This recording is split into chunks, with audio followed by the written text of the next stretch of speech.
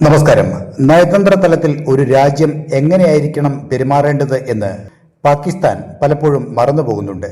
എന്നാൽ അതിന് കൃത്യമായ മറുപടി തന്നെ ഇന്ത്യ കൊടുക്കാറുമുണ്ട്. കഴിഞ്ഞ കുറച്ച് ദിവസങ്ങളായി ഇസ്ലാമാബാദിലെ ഇന്ത്യൻ ഹൈക്കമ്മീഷന് മുന്നിൽ പാകിസ്ഥാൻ കാണിച്ച അല്പത്തരത്തിന് ഇന്ത്യ അതേപടി തന്നെ തിരിച്ചടി നൽകിയിരിക്കുകയാണ്.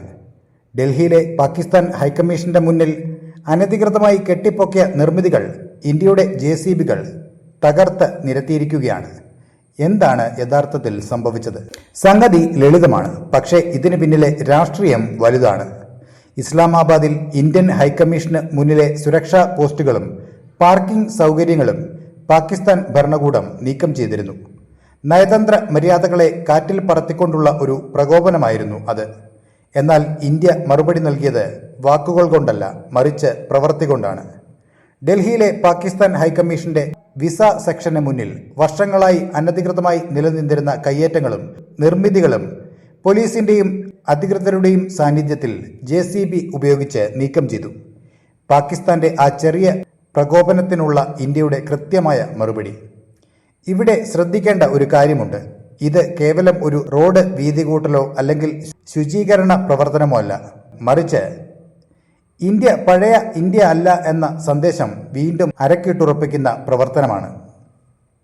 2025 പഹൽഗാം ഭീകരാക്രമണത്തിന് ശേഷം ഇരു രാജ്യങ്ങളും തമ്മിലുള്ള ബന്ധം വല്ലാത്തൊരു വിള്ളലിലാണ്. അതിനുശേഷം ഉണ്ടായ പല സംഘർഷങ്ങളും നാം കണ്ടതാണ്. എന്നാൽ ഇത്തവണ ഇന്ത്യ കാണിച്ച ഈ മറുപടി ഏവരെയും അത്ഭുതപ്പെടുത്തുകയാണ്. പാകിസ്ഥാന്റെ പ്രകോപനങ്ങളെ അവഗണിക്കുന്ന പതിവ് രീതി ഇന്ത്യ ഉപേക്ഷിച്ചു കഴിഞ്ഞു.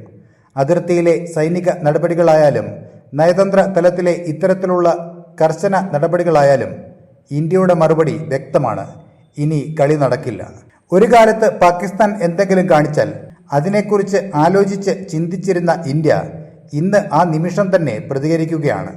ഏതു തരം സമ്മർദ്ദങ്ങൾക്കും വഴങ്ങില്ലെന്നും അന്താരാഷ്ട്ര തലത്തിൽ സ്വന്തം അന്തസ്സ് നിലനിർത്താൻ എന്തു ചെയ്യാനും ഇന്ത്യ മടിക്കില്ലെന്നുമുള്ള വ്യക്തമായ പ്രഖ്യാപനമാണിത്. പാകിസ്ഥാന്റെ ഇത്തരം പ്രകോപനങ്ങൾക്ക് ഇന്ത്യയുടെ ഇത്തരം ഉരുക്കുമുഷ്ടി ഉപയോഗിച്ചുകൊണ്ടുള്ള മറുപടി തുടരുമെന്നു തന്നെയാണ് ഈ സംഭവങ്ങൾ നൽകുന്ന സൂചന. നയതന്ത്രത്തിന്റെ ഭാഷയിൽ പറഞ്ഞാൽ ഇത് കൃത്യമായ ടിറ്റ് ഫോർ ടാറ്റ് നടപടി തന്നെയാണ്. ഇന്ത്യയുടെ ഈ നീക്കത്തെ നിങ്ങൾ എങ്ങനെയാണ് നോക്കിക്കാണുന്നത്? നിങ്ങളുടെ അഭിപ്രായങ്ങൾ താഴെ പങ്കുവെക്കുക. അപ്പോൾ മറ്റൊരു വാർത്തയുമായി വീണ്ടും കാണാം. നന്ദി.